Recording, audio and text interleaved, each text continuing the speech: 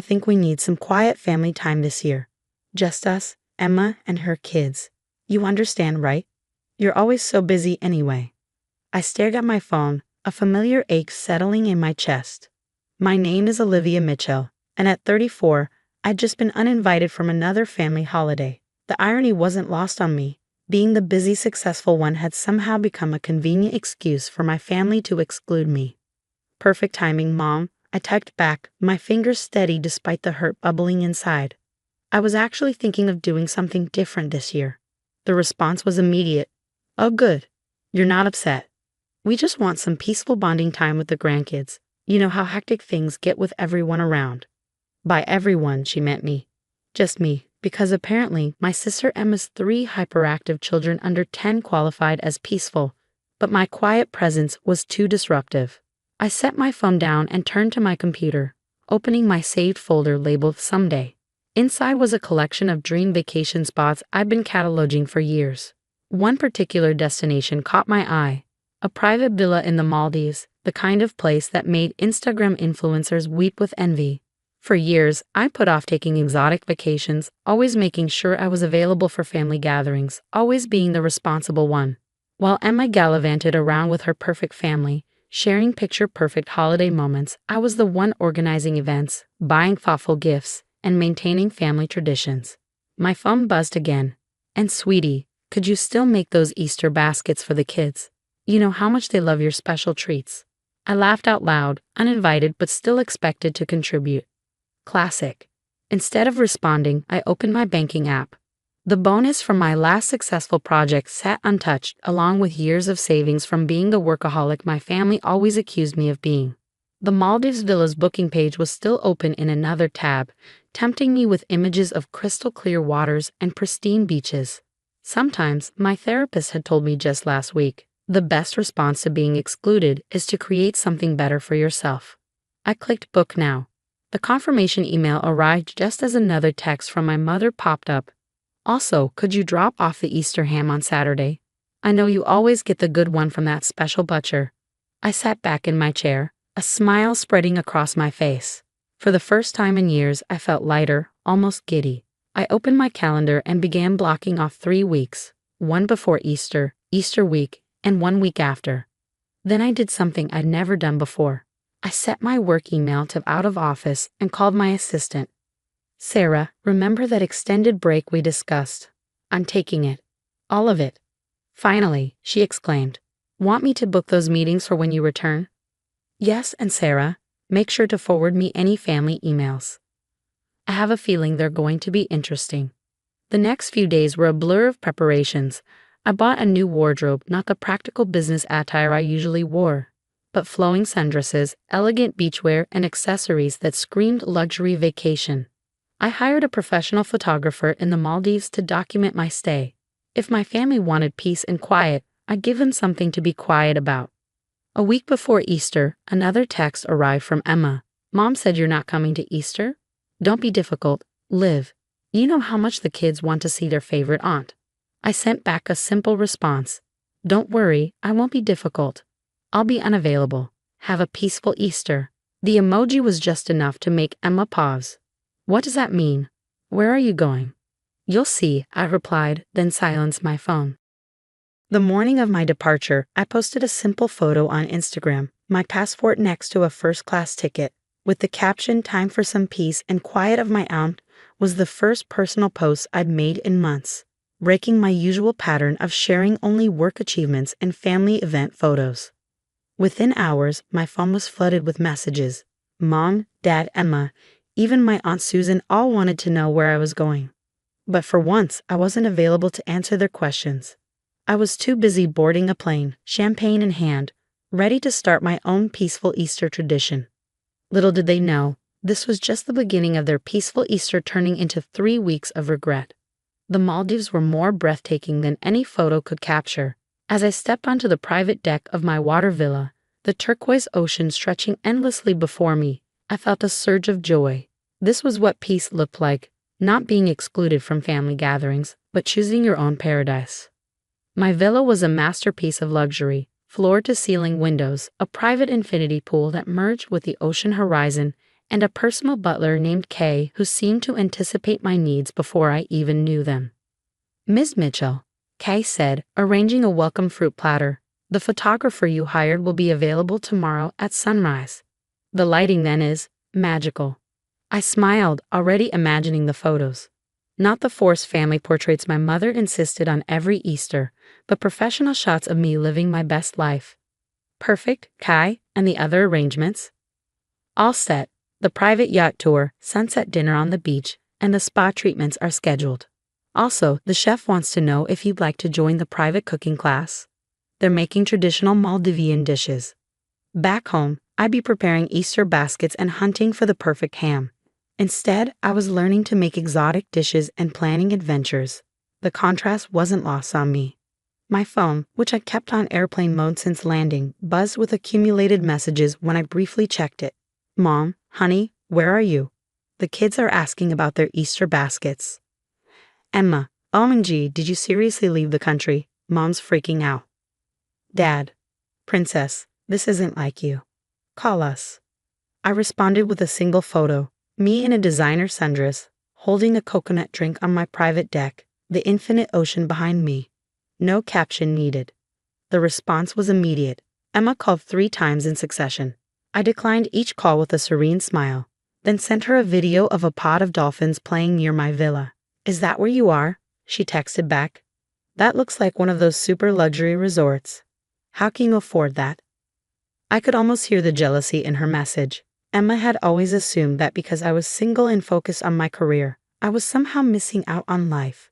She never considered that not having 3 kids and a spending-happy husband meant I had resources to spare. The next morning, as the sun painted the sky in shades of pink and gold, the photographer captured shots that would make any travel magazine envious. Me doing yoga on the deck, enjoying a floating breakfast in my private pool, snorkeling with sea turtles. Each photo was carefully curated and posted throughout the day. My usually quiet social media exploded with activity. Friends, colleagues, and family members couldn't stop commenting. "Living your best life. This is what peace looks like. Where's my invitation?" But it was my mother's comments that truly showed the impact. "Olivia, please call us. The Easter dinner won't be the same without you. Sweetheart, we didn't mean to upset you. Those Easter baskets you make, the children are so disappointed." I posted another photo in response, me taking a cooking class, learning to make exotic desserts. Caption, "Creating new traditions." Emma's response was particularly satisfying. "Must be nice to be so selfish and only think about yourself." I replied with a video of me releasing baby sea turtles into the ocean as part of the resort's conservation program. Caption, "Finding peace in helping others." By Easter morning, while my family was probably gathering for their peaceful celebration, I was having breakfast on a private sandbank, surrounded by nothing but crystal clear waters and serenity. The chef had prepared a feast that made traditional Easter dinner look bland. Fresh tropical fruits, local delicacies, and pastries that belonged in an art gallery. I posted a photo of my Easter dinner, a private beachside barbecue with fresh caught lobster and champagne. The caption read, "Sometimes peace finds you in unexpected places. Happy Easter." My phone nearly exploded with notifications. Friends asking for resort details, colleagues praising my well-deserved break, and family members who hadn't spoken to me in years suddenly wanting to reconnect. But the most telling response came from my mother. "We made a mistake. Please come home soon. We miss you." I took a sip of champagne and watched the sun set over the ocean. Going home soon. I was just getting started. This wasn't just a vacation. It was a declaration of independence. And the best part? My peaceful paradise was about to make their quiet Easter look like exactly what it was. A poor excuse to exclude someone who had always been there for them. Little did they know, the photos and videos I'd shared were just a taste of what was to come. The next 2 weeks would show them exactly what they'd missed out on, and more importantly, who they'd underestimated. The final 2 weeks of my Maldives getaway became a masterclass in living well. Each day, I shared carefully curated glimpses of paradise that made my family's peaceful Easter look increasingly disappointing in comparison. My sister Emma's passive-aggressive comment about selfishness particularly inspired me. I arranged to spend a day at the resort's Marine Conservation Center, helping with coral restoration and sea turtle rehabilitation. The photos of me in diving gear, helping marine biologists, sparked a new wave of admiration from my social network. Never knew you were so passionate about marine life, commented my cousin Kate, who'd sided with my parents about the Easter exclusion. I responded with a video of me naming each sea turtle I'd helped, explaining their stories and rehabilitation journey. The resort's photographer captured it all, not just the glamorous moments, but the meaningful ones too. Me teaching local children English during a community outreach program, participating in beach cleanups, and learning about sustainable tourism. Each post was a subtle reminder that being busy and successful didn't make me the family disruption they'd painted me to be. Mom's texts became increasingly desperate. The kids barely touched their Easter baskets. They said they weren't the same. Your father's ham was overcooked. You know he never gets it right without your help. Emma's youngest had a meltdown during Easter egg hunt. You always knew how to calm her down. I responded to each with photos of my continuing adventure, swimming with manta rays, taking a sunset cruise on a luxury yacht, enjoying private beachside spa treatments, living my best life while they dealt with the chaos they'd chosen. Then came the turning point. Emma posted a family photo from Easter dinner, everyone trying to smile but looking strained. Her caption read, "Family peace and quiet, missing some noise though." I waited until evening in the Maldives to respond. Mind you, they'd all be awake back home. I posted a video montage of my entire trip, the villa, the adventures, the conservation work, the luxury experiences, set to peaceful ocean sounds. The caption, "Found my peace in paradise. Sometimes exclusion is the greatest gift you can give someone." The response was nuclear. My phone exploded with family messages.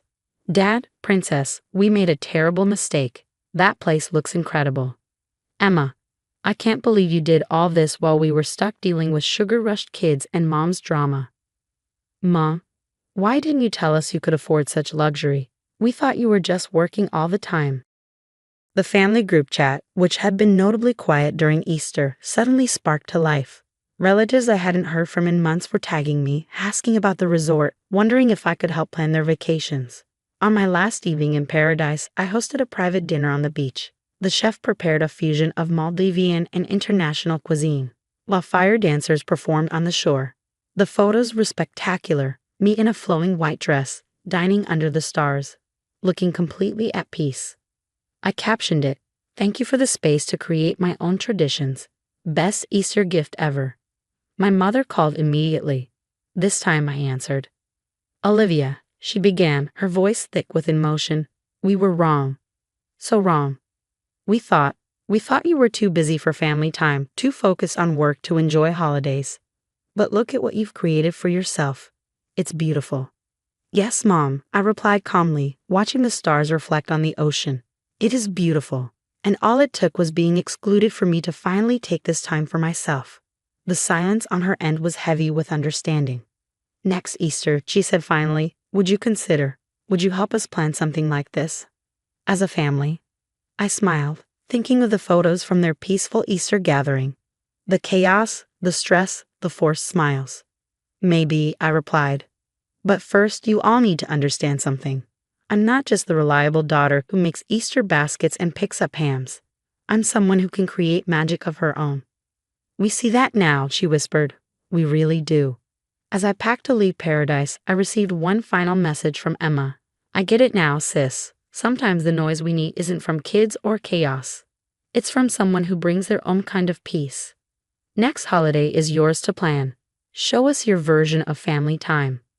I looked around my villa one last time, at the paradise I claimed for myself when they tried to exclude me. Sometimes the best revenge isn't about getting even. It's about rising above, finding your own peace, and letting others realize what they missed. My last post from the Maldives was simple, a sunrise photo with the caption, "Thanks for the space to grow. Next family gathering will be on my terms." Paradise has room for everyone, if they're ready to appreciate it. The likes and comments poured in, but I didn't check them. I was too busy planning next Easter's family gathering, this time on my terms, in my paradise.